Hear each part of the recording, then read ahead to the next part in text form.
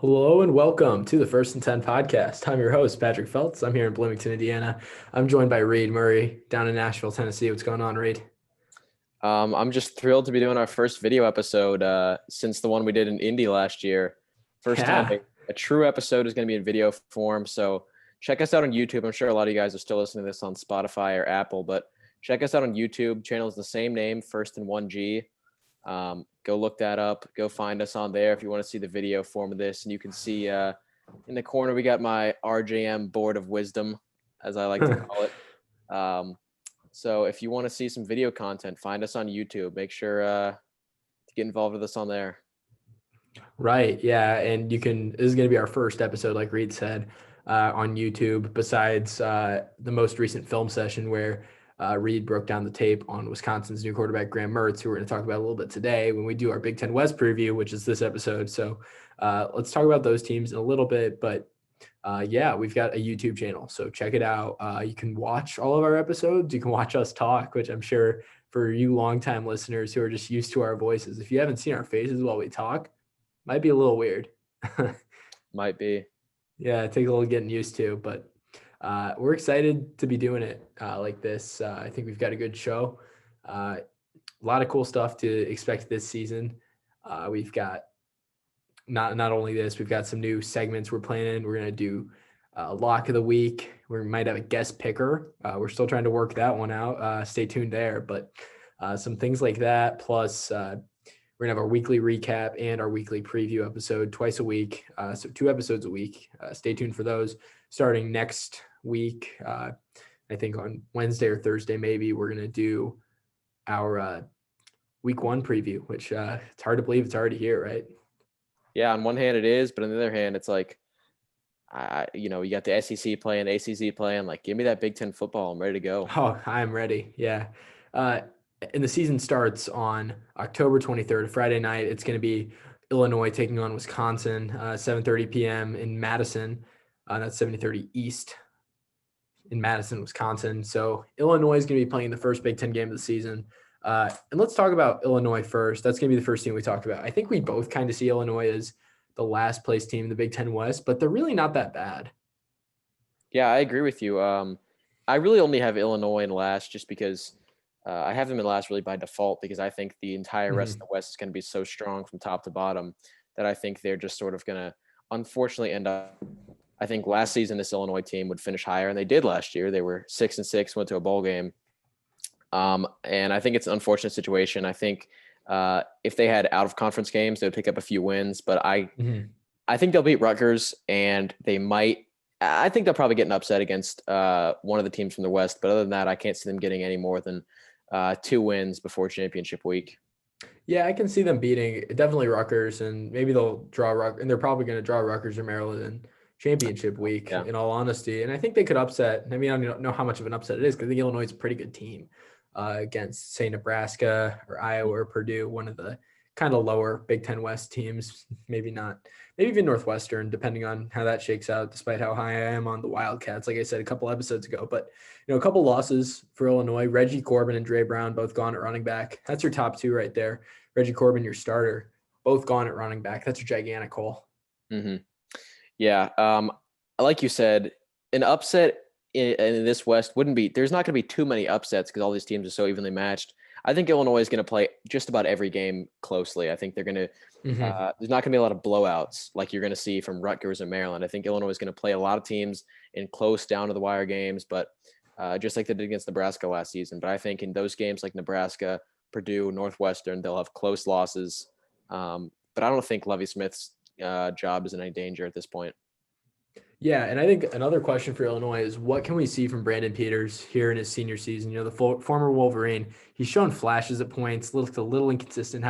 He's had his moments, I think, and he's had plenty of bad plays too. He's not been perfect, but I think Brandon Peters is an okay quarterback. But what does he have to? I think he has a lot to prove actually this senior season. He was such a highly rated recruit going to Michigan, top player in the state of Indiana, and he's just kind of been a little bit of disappointment in college, transferred out of Michigan, winds up at Illinois, leads him to a bowl game last year, but there's still, I think, a lot to prove for him, if he wants to try and play at the next level because I think he does have the talent to. It's just a matter of proving it.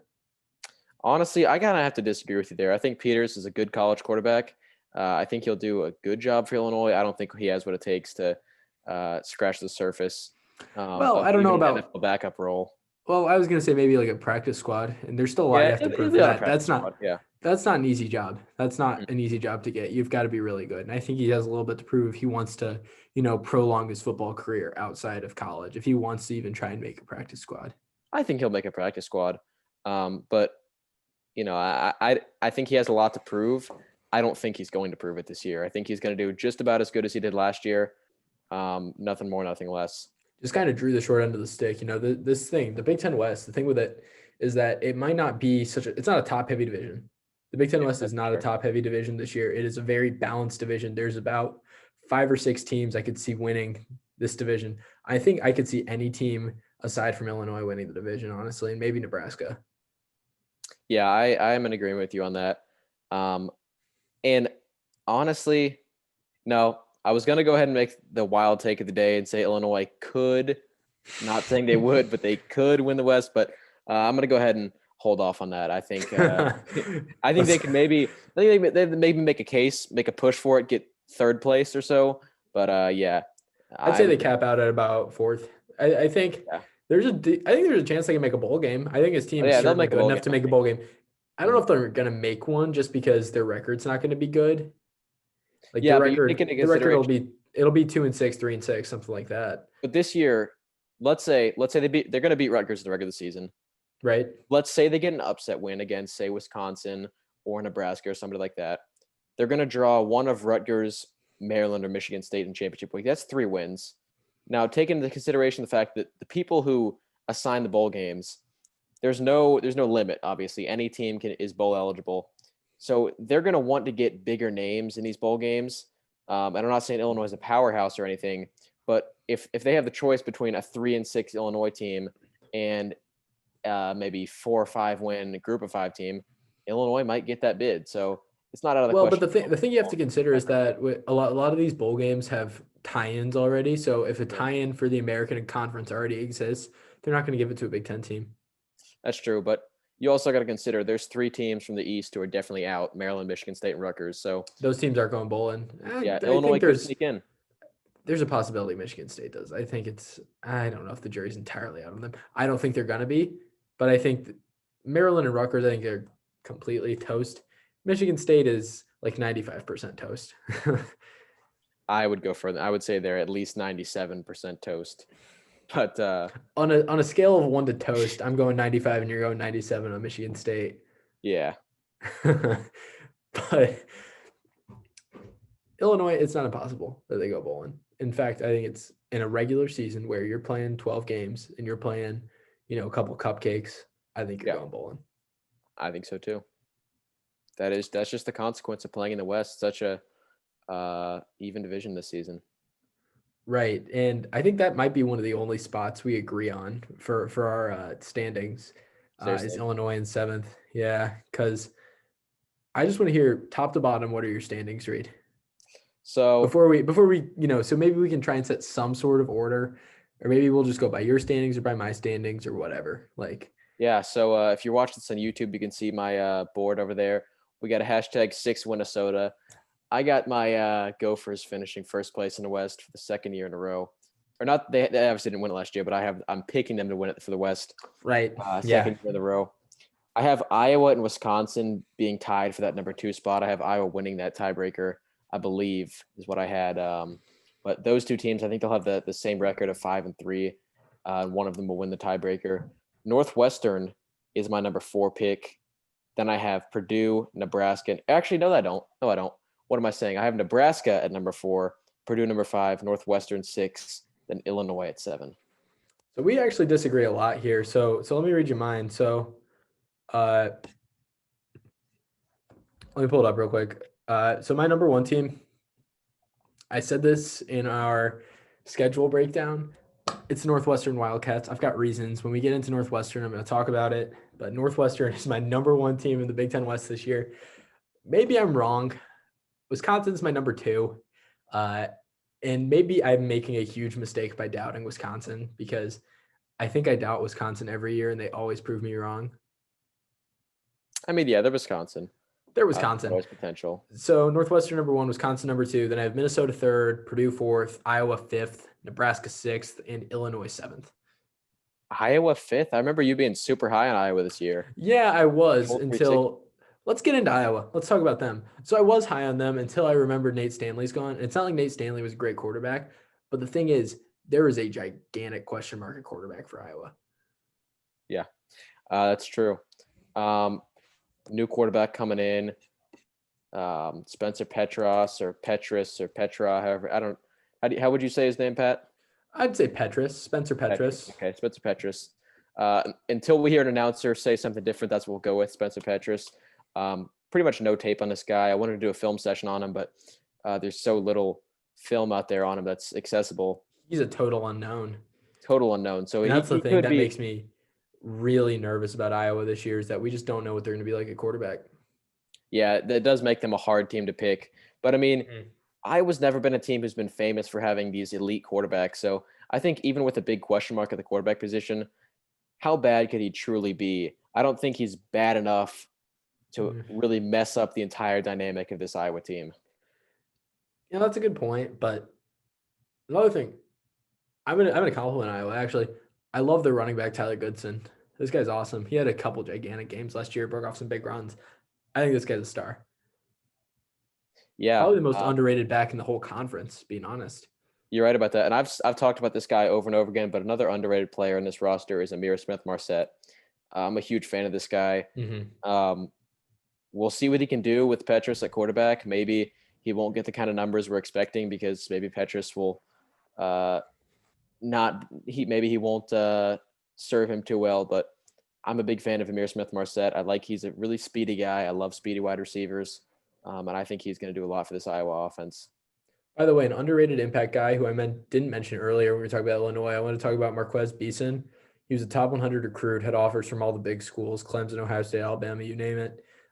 Tore his ACL before the 2019 season, his freshman year. This guy's poised to be a breakout star defensive back for the Illini. But back on Iowa, I just wanted to mention him just so I could be – because I think this guy's going to be really good. I wanted to just have it down that this guy's going to be a star because I think he's going to be. But with Iowa, I don't know if that offense is going to be explosive. I think Smith-Marset's good. I like Tyler Goodson. But beyond that, what's it really got? I mean, they lost their best offensive lineman from a year ago. Hey now. They have the champion of Cheerio Man, Nico Rajayini. That's right. Don't you ever doubt my boy Nico. Because I don't know if you guys know this or not, but on our social media, Nico Rajayini has been one of the players who's actually liked our post, commented on our post. He doesn't follow us, but he's interacted with us on there before. So we're huge fans of Nico. And I describe him as the ultimate Cheerio man. So I just had to throw his name in there while we're talking about the Hawkeyes. Yeah, Rags. And he's an important player on that offense. I think those three guys, him and Amir Smith-Marset and Tyler Goodson, I think are all really important players. But, Iowa, they opened the season against Purdue. I think this isn't a super important game. These two teams are kind of polar opposites. Purdue, explosive offense, stars all across the board on that offense. David Bell, Rondale Moore. And then the defense, the pass rush is good, but the secondary is a little iffy. And Iowa, I think they're going to have a good line on both sides. They always do, but they're obviously a defensive-oriented team. And the offense is always going to be, the bigger question mark for Iowa. It is every single year. I think whichever team wins this game is going to have the better season between Iowa and Purdue, and I think Purdue's the better team. I disagree overall. I think Iowa's the better team, but I think with the fact this Purdue team is a bit more experienced coming into this game, a lot of their younger players last season got some experience under the belt. I think Purdue could get the upset. I would consider it an upset if Purdue won, but I think it's. I don't know if it's an upset. Is that Ross Aid? It's in West Lafayette. Yeah, but I mean, there's no fans, so. That's true. Yeah. I guess you have to factor in travel, though, among other things. Yeah, that is true. You'd have to factor in travel. I would still consider it an upset. I mean, Iowa finished last season ranked. Purdue, although they had a lot of injuries, finished with 4 wins. Yeah, that was like Purdue's freshman team. Purdue's walk-ons. Yeah. But even then, I you mean, got to literally, give they were them Iowa. playing They finished last season well. They won Iowa the did, College and they Bowl. crushed USC. They Just absolutely crushed blew them out of the USC. water. Yeah, I and I mean, mean that game was crazy. yeah, They beat that was USC one of the bad. more. I wasn't expecting Iowa to do that at all, to score 45 points on USC, but No, so now when you come into this season, I think Iowa's better than USC this year too. So coming into this season, like USC is ranked right now in the AP poll, and only a handful of Pac-12 and Big Ten teams are ranked because they haven't even played. I don't think Iowa's ranked, are they? they're ranked in my rankings, but not in the AP poll.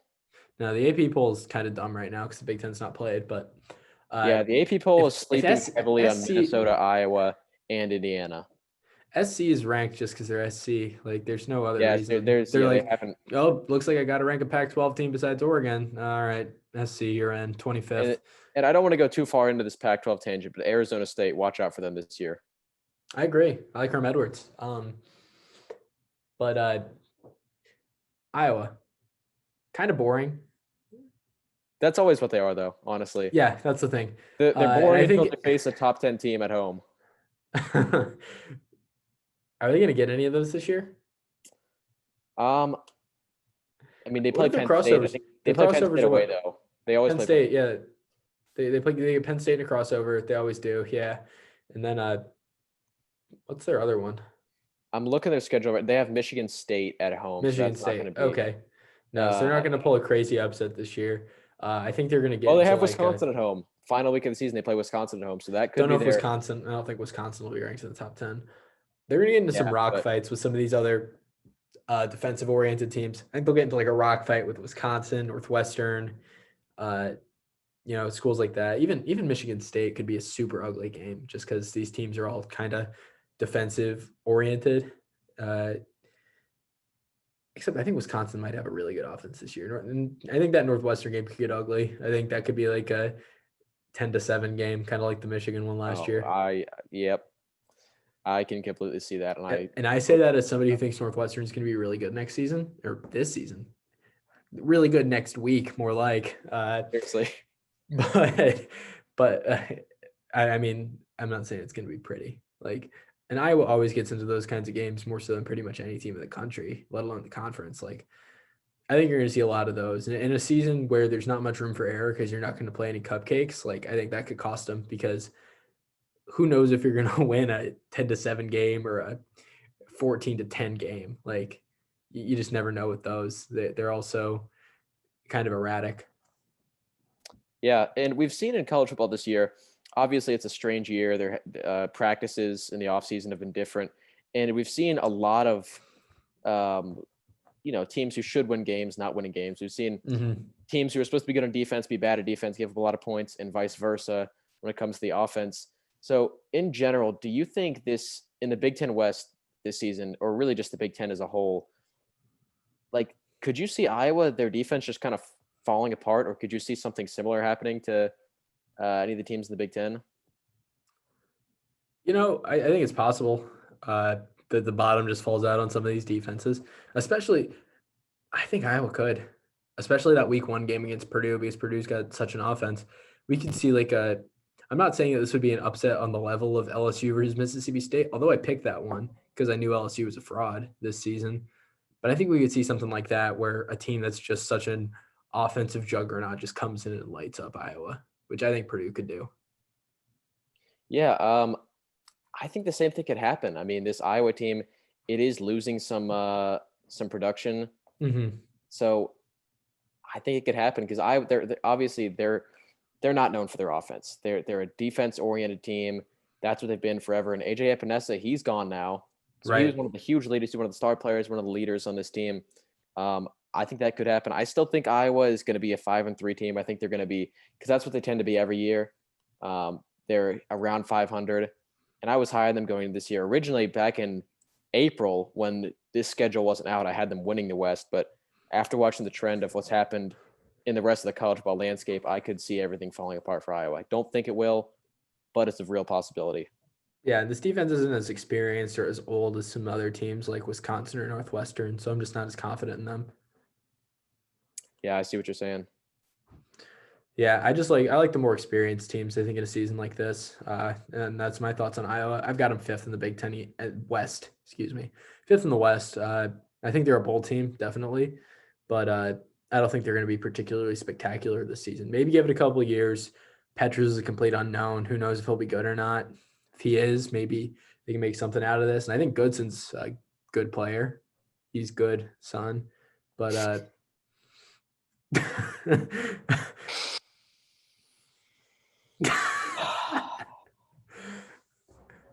but Iowa, I've got them fifth. All right, let's move it on. Next one. Who do you want to talk about next, Reid? I'll let you pick. Let's go Northwestern. Your hot take of the year. Let's hear it. What makes you so high on Northwestern? Let's do this. Okay. Number one, Mick McCall is gone. Mick McCall was the worst offensive coordinator in all of college football. The play calling was egregious. It was just awful. You watch Northwestern football last season, you get it. Like, that offense was maybe the ugliest thing I've ever watched, and I've watched hundreds and hundreds of football games in my life.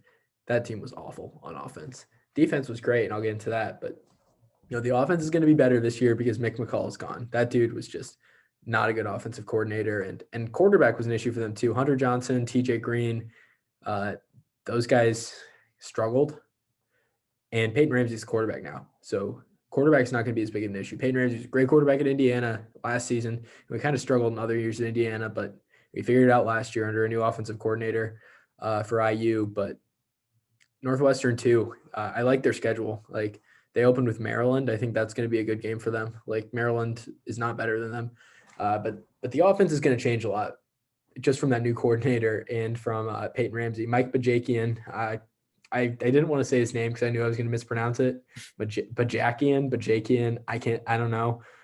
I'm sure I'll figure it out by the Maryland game in the broadcast. But him and Peyton Ramsey, I think, is going to be a great duo. And another thing, he was the OC at Boston College last year, Bajakian. They were the top rushing team in the ACC, and they were top 3 nationally in rushing. Northwestern was not a great running team last year. He's going to elevate that run offense a lot, just by his presence, because they were so good at running the ball at Boston College. The defense for Northwestern, that's the other thing. Everyone's back.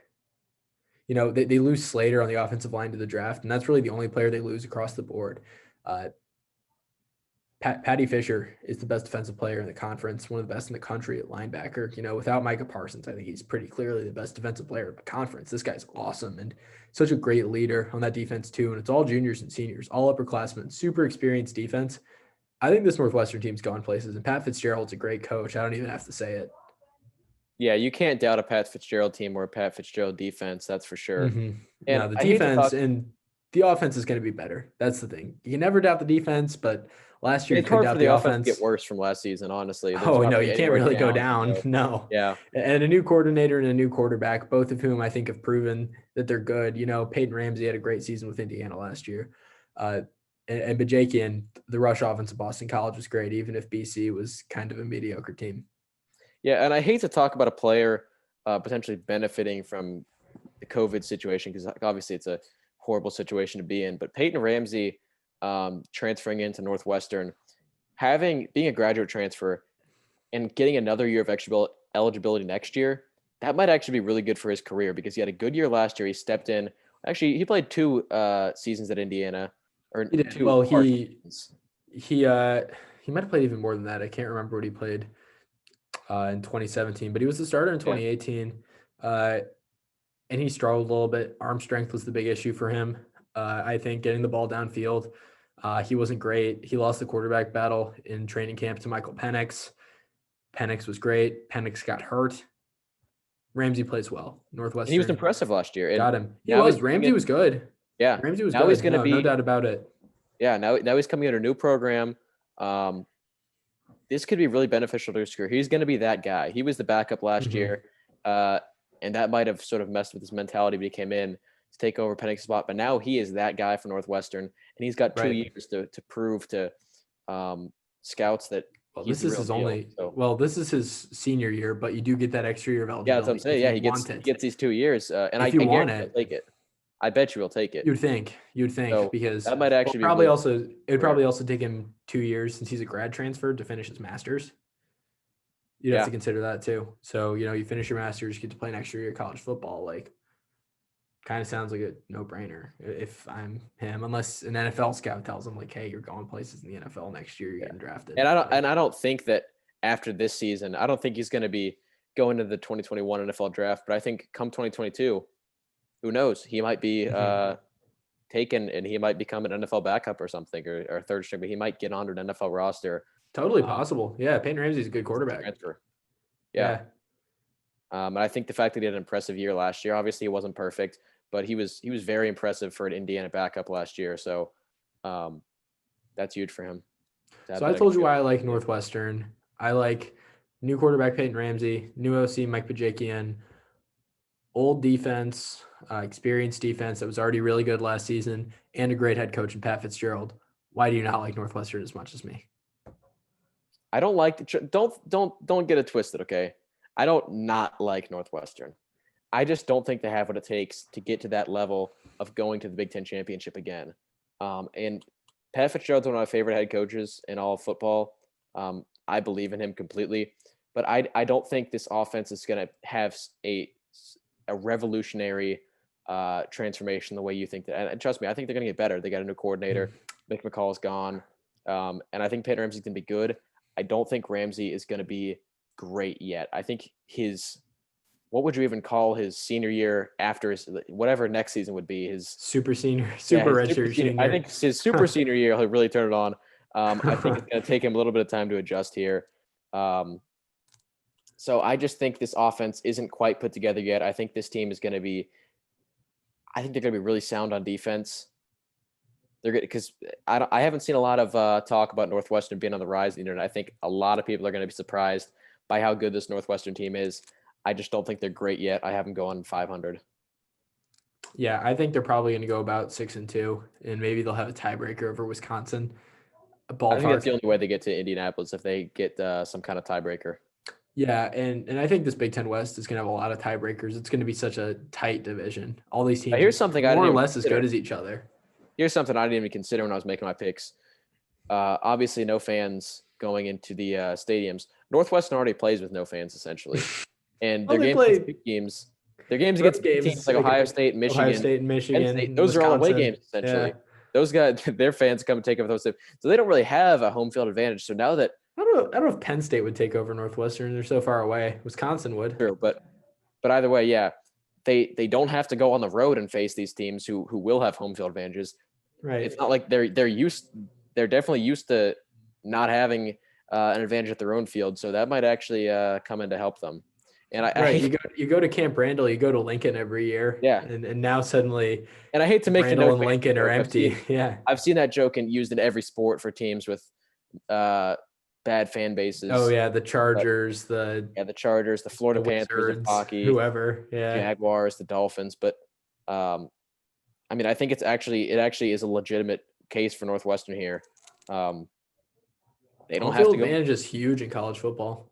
Seriously, yeah, that could hurt teams like Nebraska and Wisconsin. Yeah, for sure. And so they get an away game against a team with a loud crowd. That crowd is taken away. You could see something special happen for Northwestern. Who knows? Yeah. Next, who do you want to talk about next? I'm gonna let you kind of steer it from here.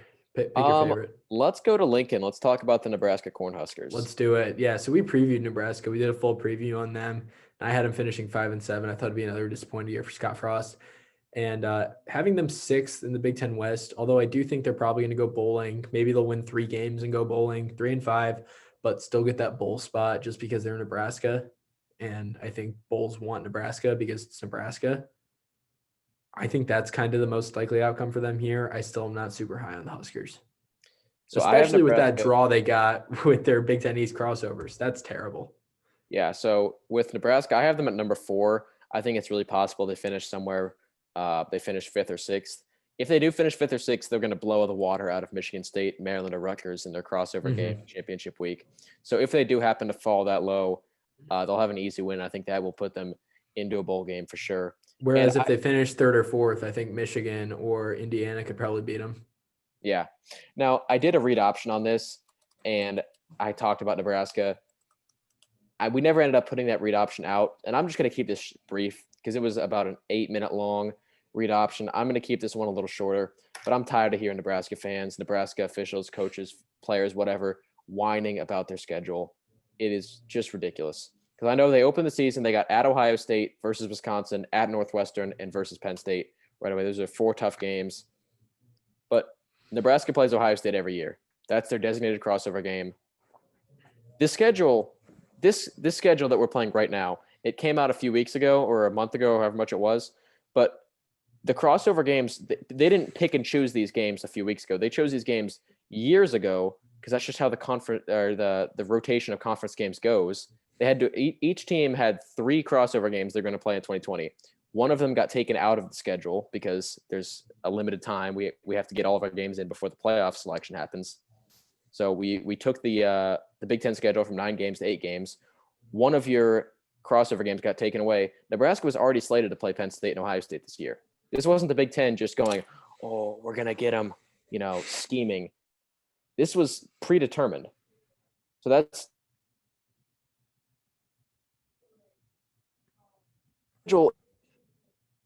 making it out to be from the Ohio State and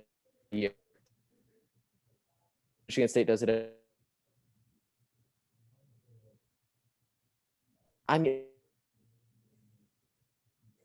But we need to kill that Wisconsin top 5, top 10 elite team.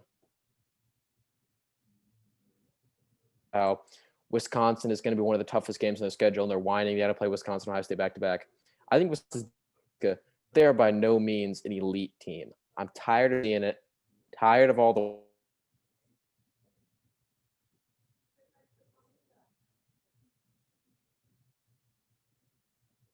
Let's talk about some football. We're having some serious technical. Reid, are you there? We're having some serious technical difficulties during that rant.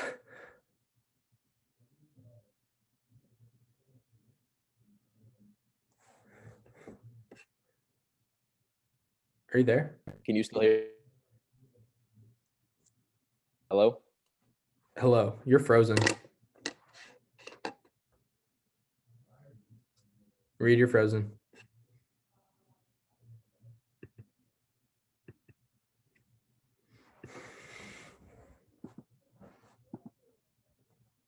Hello? You're frozen, Reid. Can you hear me?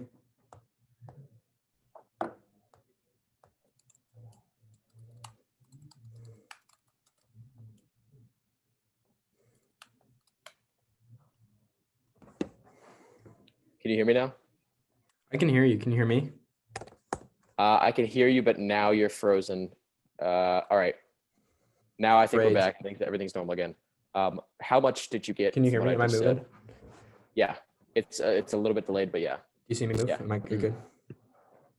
All right, you're blurry. Damn it.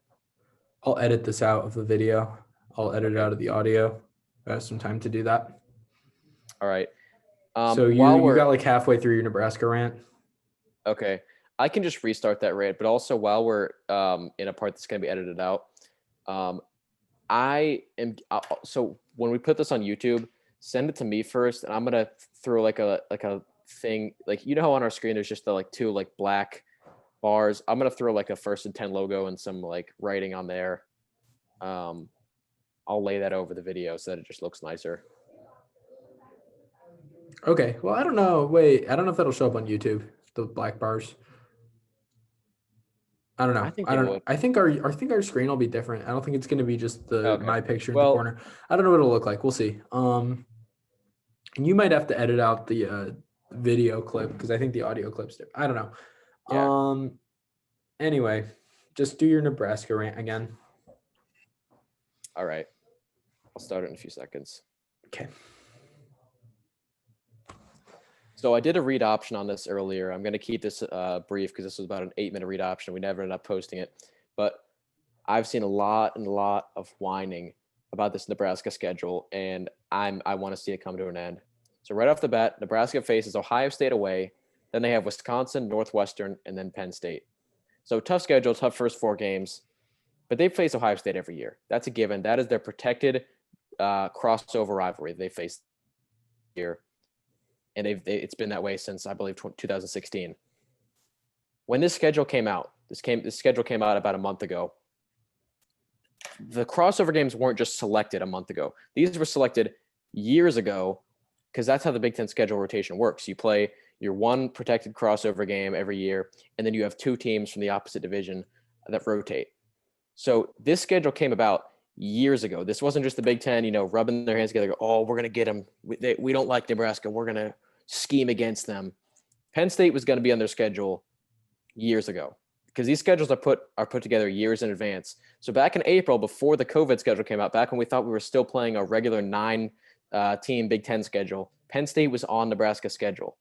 They play 9 games regularly. They play 8 Big Ten games this season, just because we got to get all of our games in before the playoff selection happens. So every team had 3 crossover games they're going to play. One of those games got taken out of the schedule. So Nebraska, they got a little unlucky. Penn State wasn't the team that got taken out. I believe it was Rutgers who was removed from their schedule. But this wasn't the Big Ten scheme against Nebraska. So I'm tired of hearing that claim. And I'm going to talk about Wisconsin later. We're going to get into Wisconsin soon. But I'm tired of this narrative that Wisconsin is a top 10 elite team. They were in all these preseason polls in the top 10. I think that's bogus. They're not a top 10 team. Now, I think they're better than Nebraska. But I've seen too much whining about Wisconsin being in their schedule early. And that suggests that they're just this world beater of a team, which I think is just absolutely false. Mm-hmm. So I agree. The third thing is, you play in the Big Ten. Everyone in the Big Ten plays a tough schedule. Everyone in the East plays Ohio State and Penn State every year. Michigan, Indiana, Michigan State, they all do it. If you want to be in the Big Ten and have the prestige that comes with being in a conference with that name, you got to play the schedule that comes with it. You got to just suck it up and play who you play. So I'm tired of hearing this whining from Nebraska fans and reporters and coaches and all of them talking about the schedule's too hard. You're going to play tough teams. It's a Power 5 conference. And you're supposed to be one of the blue bloods. You're supposed to be one of the best programs in college football. How are you unable to play this schedule without whining about it? And the third thing is, people complain about Ohio State's schedule. Oh, it's too easy. Ohio State's schedule is easy because they don't have to play Ohio State. Now, that's all I got to say about Nebraska's schedule. Let's talk about their actual football team. I said this in our Nebraska preview. I'm a big fan of Adrian Martinez. I think last year he had a down year. I think this is going to be the year he finally turns it on and becomes the player that we all saw. We've all seen him 2 years ago. So he had a lot of potential. I think he's finally going to live up to that. He's a really dual threat mobile quarterback, and I think that's going to help Nebraska. I think this offense is going to be a more run-oriented offense, especially because I like their running back. I'm a fan of Dendrick Mills. I like what he can do. He's a power guy, and then you got speed and Adrian Martinez. But I think right, that's a good balanced rushing attack. Like, they can run it quick, they can run it down your throat, they can do whatever, really. And another thing they can do with the run, end arounds. Wandale Robinson. Yeah, Wandale Robinson, a lot like Rondale Moore. They have similar names, and I think they have similar. Wandale like Rondale. Exactly.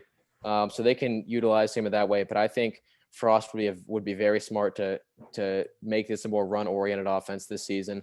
I think Adrian Martinez is a good passer. He's a good quarterback, but I think he's much more dangerous on the ground, and I think they would be foolish to not use him in that way. So I don't know how well this is going to work, because I don't truly believe in Scott Frost as a coach that much. He's let me down, or he hasn't let me down, but he's let Nebraska down for the past 2 seasons. So I can't be too confident that he'll play his cards the right way, but hopefully he will with Adrian Martinez. But this defense is just bad. It's bad. I think the only player really worth mentioning, like last year, I would say the only 2 players worth mentioning on the defensive side of the ball were Lamar Jackson and Cam Taylor-Britt. Cam Taylor-Britt's the only guy still there. Jackson's in the league. I like Taylor-Britt. I think he's good. That's it. Nobody else in this defense sticks out to me. I think this defense is going to struggle a lot. In the offense, no more J.D. Spielman. That's a gigantic loss. That passing offense is going to be half as good as it was last year if they're lucky. Yeah. And when we were talking about the schedule earlier, Ohio State and Penn State are just going to absolutely destroy Nebraska. Oh, yeah. From offense point of view. They're going to run the ball down their throats. They're going to have a field day in the passing game. It is going to be a massacre when these two And teams. honestly, I think some of the more other offensive oriented teams in their schedule, like a Purdue, I think could just kind of beat the brakes off of them too. And let's say that Graham Mertz is just great as a Wisconsin quarterback. I think they could do the same thing to Nebraska. This Yeah. defense is just not there. Yeah, this defense going to be a hard one to watch if you're a fan of the Huskers. So I'm saying 3-5 is my pick for Nebraska. I got them at 4-4. I think Nebraska plays a lot of toss-up games this year. I think there's a lot of games. Yeah, that's how I think the whole middle of the Big Ten West is. Really, I'd say the whole Big Ten West, not even just the middle of it. Every single team, I think, is going to play in a lot of toss-ups. I think if Nebraska wins every toss-up game, they go 6-2. But the thing is, I wouldn't put their ceiling at 6-2 because I just know them and I know they won't be able to win every toss-up game. Mm-hmm. They just don't have it in them. I got them going 4-4. I think they're a solid team. They'll make it to an average bowl game and face a 4-4 team from like the ACC or something. I think they would win. I would think they would win that game. I think they're going to be a solid squad, but against good offensive teams, they're going to struggle. Now, I'm interested in seeing their game against Iowa because that's going to be a good offense against a good defense and then a poor offense against a poor defense. That's going to be one of the games I'm really curious. I'm not necessarily excited about it because it could be an ugly game, but I'm curious to see what happens in that one.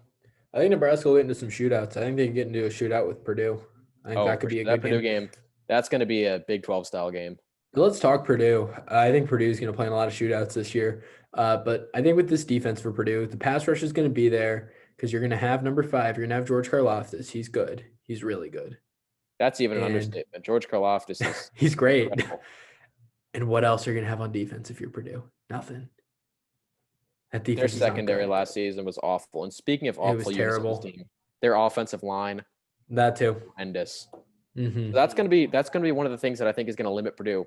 They obviously have some really incredible receivers. They have David Bell and Rondale Moore, 2 of the best receivers in the Big Ten. And their quarterback, whether it's going to be Jack Plummer or Aiden O'Connell, will be okay. I'm not going to go sit here and tell you either of them are going to be great quarterbacks, but I think O'Connell's good. I think O'Connell's really good. I think he is too. I think O'Connell should win the starting job over Jack Plummer. I think, can I be honest, any quarterback's going to look really good if you can throw the ball at David Bell and Rondale Moore. I think so too.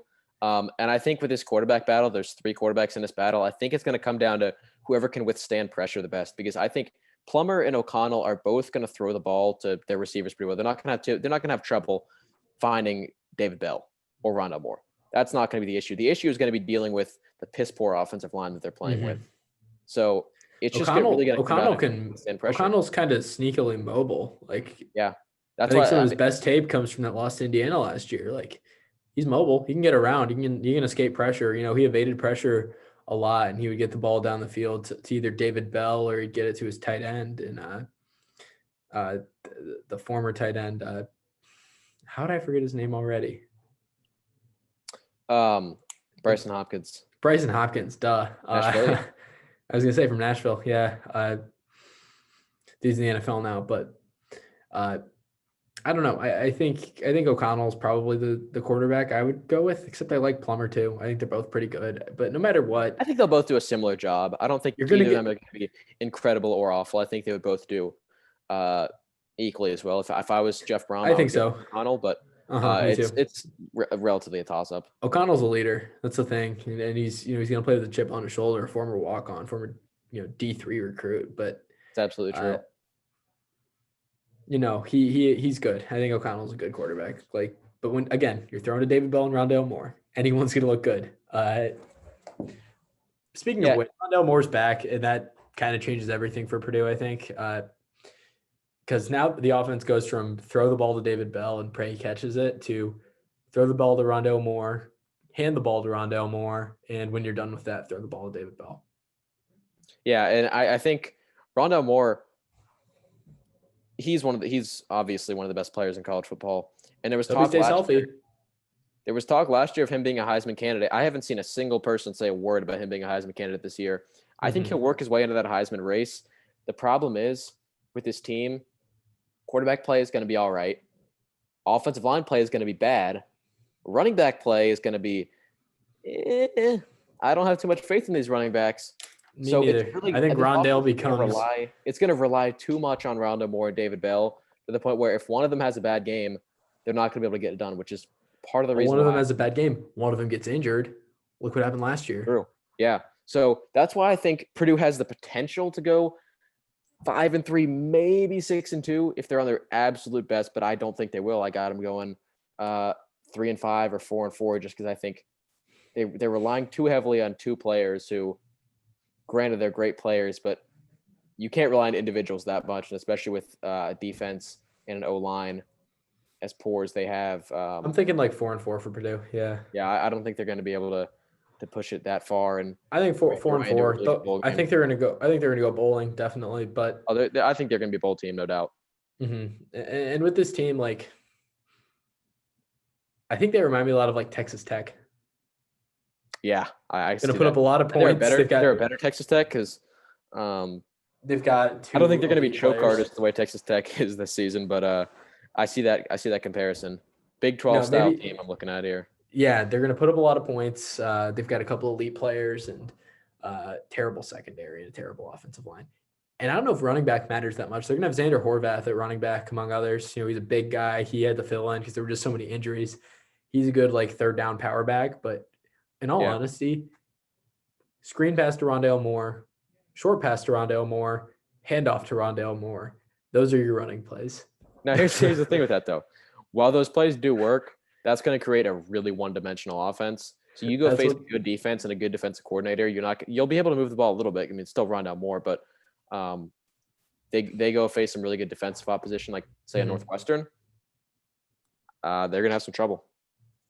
Well, yeah, you go back Especially later in the season when teams have a lot of tape on these players and the team as a whole. I think if your offense is that one-dimensional and they don't figure it out at running back, that can hurt them in the long run. Yeah, that 2018 Purdue team, it was really just the Rondale Moore show. But, I mean, is that an issue? He got it done no matter what. Like, even when you could start game planning for him, even in the bucket game, the only time where that Purdue team really fell apart by being so one-dimensional was in their bowl game against Auburn when they played in the Music City Bowl. Well, I mean, let's not praise them too much. Let's not, like, throw that loss off on the wayside. They lost that game. They lost that game by like 40 points. Yeah, or whatever. Like they got crushed. 60-something to about 10 or so. Mm-hmm. So let's not act like that game was just a minor slip. Oh no, it was a gross mismatch. But I don't think this is a one-dimensional offense with Rondale Moore. I think it's a two-dimensional offense. I think it's going to be Rondale Moore and David Bell. I mean, I think Rondale Moore can play the H-back role, but he's not going to be able to carry their run game. I think they're still going to need a natural running back to be a true two-dimensional offense where they pose a threat both in the air and on the ground. Well, I was saying they're one-dimensional in the sense of they only give it to one player. I think they can be two-dimensional in the sense they can give it to two guys. Yeah, I mean, you're right about that, but I mean, they got to have something better at the run game if they want to push for 5-3 or 6-2. Right. Let's talk about the run game with another team. I'll talk about Wisconsin. So Purdue, I think, is going to be pretty much a pass first team, a light up the scoreboard team with those two guys in Bell and Moore. Wisconsin, I don't know. This offense could there's a good chance that they just try and do their old run the ball, pound it down your throat offense they've been doing forever. But I kind of think that's not going to work with this roster the way it's constructed, and that they wouldn't be getting the best version out of this team by running that same offense, because I like their new quarterback, Graham Mertz, a lot with Jack Cohn hurt. I don't think Jack Cohn's ever going to play another game for Wisconsin unless Graham Mertz gets hurt. Yeah, and I agree with what you're saying about this offense.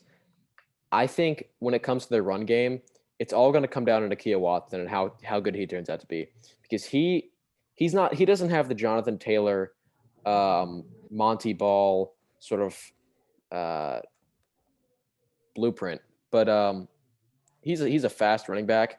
He's a better all around running back than Garrett Groshek, I think, and I think he'll be the starting running back by the end of the season. But I think this team's run game and this team's offense as a whole is going to come down to whether or not Nakia Watson can do more than just be fast.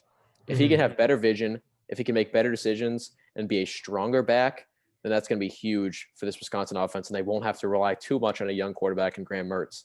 But I do think the offense is going to shift to a more passing style. One thing though with Nakia Watson is vision is a huge issue for Jonathan Taylor, even in the NFL right now. Jonathan Taylor has really struggled with the Colts at hitting open holes. There have been so many open holes in the offensive line, like that he just misses and he goes right into a defender. It wasn't an issue at Wisconsin because he had a great offensive line, like he does with the Colts, but they played worse defenses because it's not the NFL. I think Nakia Watson can be fine because if he has the same vision issues that I think Jonathan Taylor has, then Jonathan Taylor ended up okay because he was just so fast and so good. I That's think true. Nakia But let's Watson not forget could though. fall into a similar thing there. I don't know how Let's not big of an forget that, issue that the vision is. let's not forget that this Wisconsin offense only has 2 starting offensive linemen returning from last year, and I mean it's That's still true. That's a line. big issue. But Yeah, this has I think they'll happened fill in well, this but it happens might every take single time. year. This is like Ohio State at every other position. It's Wisconsin with the offensive line. They lose guys to the NFL, and then people say, are they going to be able to fill it in? And of course they fill it in. This isn't the year for me to doubt Wisconsin's offensive line. That's true. And I'm going to get more into Nakia Watson in our week 1 preview when we talk about this game with Illinois. But long-term, Graham Mertz is going to be the guy for Wisconsin, I think. I think we're both in agreement on that. Oh, I easily. wouldn't Yeah, this I guy's wouldn't go as great. far as to say that Jack Cohn's never going to play another snap for Wisconsin again. 'Cause I think if he's Well, I healthy think by in the end of a the I year, think in a blowout he could. Like I think if he's healthy by the end of this year, if he recovers quickly, he might be back. Just because, as talented of a player as Graham Mertz is, it still is going to be his freshman year. He doesn't have all the experience under his belt. He might get rattled. So I wouldn't go that far yet. I don't know. The way this guy carries Mertz is the himself, future. the way Mertz carries himself on the field, the tape's great. I've watched the tape. I watched the film session Reid did. There's just something about the way he carries himself. Like he just feels like an elite quarterback. And I agree And with he's you on he's that. got he's got all the accolades. He was the MVP of the All-American Bowl. Like this guy's going to be a star. I think there's no way that this guy is not like the best Wisconsin quarterback since Russell Wilson. And again, I agree, but how often does a guy come in first year as a quarterback and just blow the doors off That's true. defenses? So He was on this team last year, though. He's not a true freshman. He's a yeah, but redshirt freshman? yeah, but he's played 10 snaps for Wisconsin, so Mm-hmm. I That's mean true. he doesn't have It's an experience adjustment, level. especially to this Illinois team, who I think's got a pretty good defense. Yeah, but I think long term, I said this in my film session. I think him paired with their 2 main receivers, Kendrick Pryor and Danny Davis III, that's going to be a really good group. Or I think it's going to be a really good link up for Wisconsin to have. I think those receivers mirror the type of receivers that Mertz played with in high school really well. I think they're an upgraded version of that. Both speedy guys, both they like the deep ball and they're fast. That's the type of receiver Graham Mertz likes to throw to. So I think that's going to be really beneficial for him. That's going to allow him to step up Wisconsin well. One thing with Wisconsin at receiver is that they're losing 3 guys. They're losing Aaron Cruikshank, they're losing Cephas, and of course, they're losing AJ Taylor. So Kendrick Pryor and Danny Davis, I think, have to step up. Especially, I think Pryor needs to step up as a pass catcher. I think he's too much of an H-back and end-around guy. I think they both will step up, though. Pryor needs to step up, yeah. But, he can take handoffs well. He's become a better pass catcher, especially with those 3 guys out. Yeah, but now I think Aaron Cruikshank, he reminds me of Paris Campbell. He didn't. It's not like he was. Yeah, he wasn't catching pat, but that's still a big he was loss for getting their double offense. screened the most. I think that's still. I'm not saying that's not going to hurt their offense. It definitely it's will. going to hurt their offense. Aaron Cruikshank's good. Yeah, but it's not going to be. It's not like they're losing a true, like slot receiver or anything. They're losing a gadget. Yeah, and their defense is losing who? Zach Bond and Chris Orr. I think that's really it. Everybody else is back. This is an experienced defense. Yeah, this defense has experience. Even the backups have gotten to play a lot because Wisconsin would, they had so many blowouts like last season. Like they have game. Lots of good experience at really every position except for linebacker and quarterback. True, but this offense, Wisconsin hasn't been a quarterback-oriented offense in a long, long time. Mm-hmm. So I don't know how Paul Chryst is. I don't know if he's going to be able to have this offense transition or if he's going to try to mold Garrett Groshek and Nakia Watson into players that they're not. Into the next Jonathan Taylor or the next. Yeah, Melvin and Gordon. again, I think this is going to be another case of whether or not the coach plays his cards right. And I have faith in Paul Chryst. He's a great coach. But this is the offense that I think they should run is not the offense they've been running for the past decade. So they could struggle, and I think they could struggle early, get an early loss to Illinois. Man, Or what I would do to see Graham Mertz run like an air raid. oh, I would love that. It would look so odd in the Wisconsin uniform to see an air raid offense, but it would be a fun thing I to would see. love it. Please I would do love it, it too. Wisconsin. Sounds great. I mean, that fits his style. I mean, Mertz is not a Speaking of Mertz and the air he's raid, not a hand the ball off quarterback. He's not can you just imagine Graham Mertz being a quarterback under Mike Leach? That would be awesome to see. well, I mean, hopefully he'd put up more than the 2 points that Mississippi State had against Kentucky. Yeah, but yeah, I don't want to start talking about Mike Leach because I love the way he plays football. That'll be too much of a tangent. But anything else you got to say on Wisconsin? I think Wisconsin's good, and I think I might be making a mistake by not picking them to finish number 1. Yeah. Oh, I remember. I was going to say this about Wisconsin. I'm tired of people saying they're an elite team. They're not They're not. elite. No, they lose great. everyone. They're not elite. Not everyone. This team is going to look way different from last year. Yeah. They don't have those I three would say, receivers. Don't have Jonathan Taylor. That's their whole offense. yeah, and I think a lot of where this misconception of Wisconsin being an elite team comes from is, first of all, they played a really good game against Ohio State in the Big Ten championship.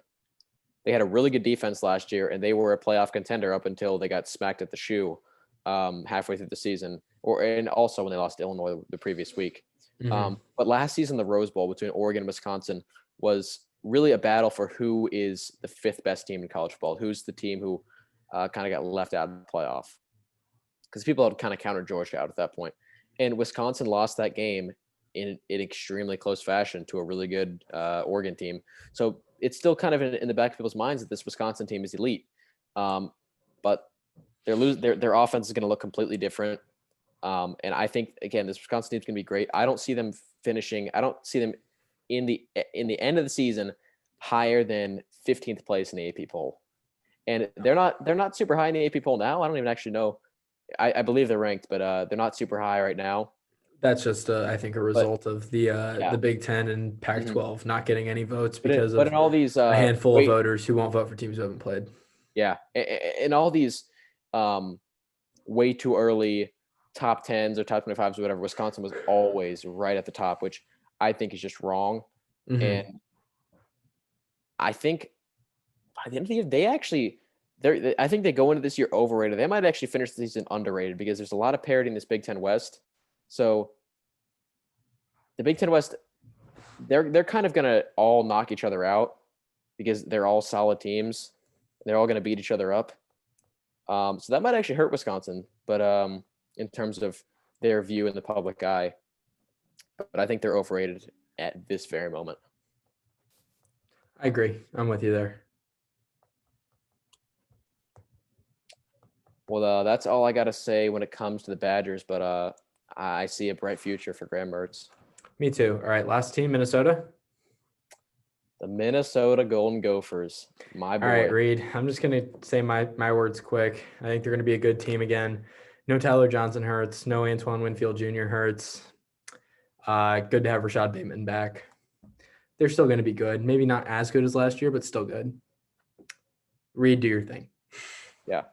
Tanner Morgan, Heisman candidate.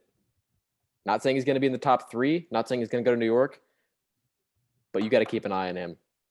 I think he's going to be he was a really good quarterback last year, but I think he's really going to burst onto the national scene this year. Muhammad Ibrahim last year, he was the backup running back, but he really got more touches in his freshman year. I really like this back for Minnesota. And Minnesota's a more pass-heavy offense, but I think they'll be more two-dimensional this season. I think that's going to help them out. Obviously, no Tyler Johnson. That is going to hurt them. But Rashad Bateman, that is huge for them to get him back. He opted out. And now he's opted back in. That's going to be huge. And I think this Minnesota team wouldn't have won the West last season, especially with that really good Wisconsin team last year. But I think they'll win it this year just by virtue of every team in the West is good but not great, or great but not elite. And I think this Minnesota team is just going to come out on top. I think they're going to play a lot of close games. But I think they're really the team to beat. And I think they're going to prove that week in, week out. I think they're going to lose 2 games. I think they're going to go 6-2. But they're going to be the toughest team on each. They're going to be the toughest team in the West on every team's schedule. And one huge thing for them is they're playing Michigan early. They have Michigan as one of their crossover teams. The fact that they play them early is huge. I think they would beat Michigan in just about any week of the season, but especially early when Michigan's players haven't really adjusted, and they got a whole lot of younger players coming in. Joe Milton, obviously the quarterback. I think the fact that they're playing this Michigan team early is going to be huge for them. That's going to give them a lot of confidence going into the season. They're going to have a lot of confidence going into these later games. That's going to be a huge boost for them. They just had their best season in decades last year.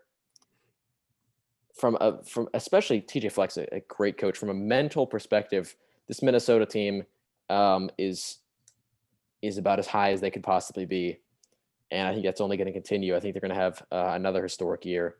I got them winning the West. I think they're going to lose in the Big Ten championship to Ohio State by no less than 20 points. But don't get me wrong, this team is going to be great. They're going to be 6-2. Could potentially go to New Year's Six Bowl. Yeah, I like Minnesota too. I don't think they're going to be like great, but I think they're going to be really good. And I think they're going to be really good for a long time under PJ Fleck. So that's our show for today. Unless you've got anything else to say, Reid? Not really. Just 6 Minnesota. They're going to be pretty close to these other teams in the Big Ten West, but I think they're just going to be one level above everybody else, and I think that's what's going to set them apart. Should be a fun show. We'll see you next week, or fun season, not show. Yeah.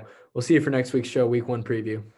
Until next time, I'm Patrick Phelps, Reid Murray, 1st and 10. Bye.